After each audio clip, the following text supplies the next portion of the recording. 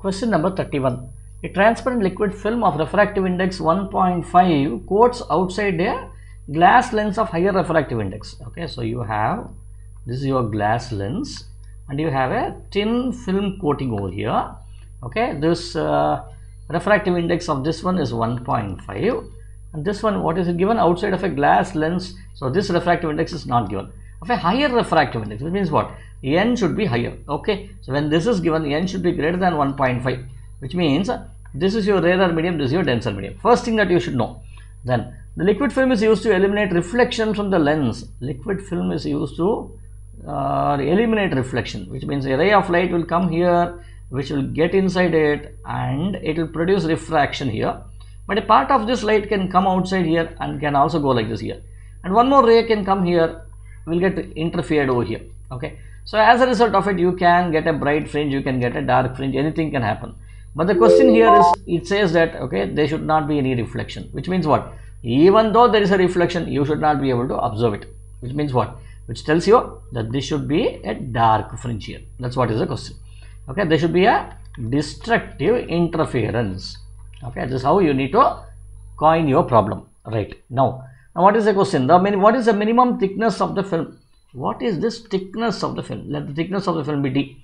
We are talking about thin film interference and the phase change of the liquid glass interface. This question is easier. Liquid glass, this is your liquid, this is your glass. Whenever a ray goes from a rarer medium to a denser medium, then what will happen to the phase change? Phase change will be pi over here. But on the other hand, when the ray goes from a denser to a rarer, I'll write it down like this. When ray goes from a rarer to a denser, then your delta phi would be pi. When it goes from a denser to a rarer, then your delta pi would be 0. Okay, so here it's going from lower refractive index to higher refractive index, rarer to denser, so definitely it is pi. So these two are incorrect. It should be one wrong step. The next is you need to find out the D over here.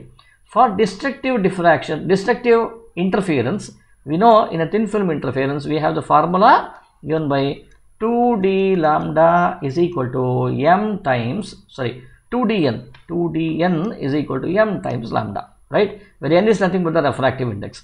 Refractive index of what? Of this film over here. So this should now be equal to, this is not lambda, it's m lambda by 2. If I take the first order refraction, then you can say m equal to 1 here. So now I will put 2d into, what's the value of n? 1.5 should be equal to, m is 1 and lambda, what is the value of lambda? Not given, lambda divided by 2. Okay, so when I simplify this, I need some more space. So I can now write this as 2 into 1.5 is 3d is equal to lambda by 2. D should be equal to lambda divided by, this 3 comes downwards, it is lambda by 6.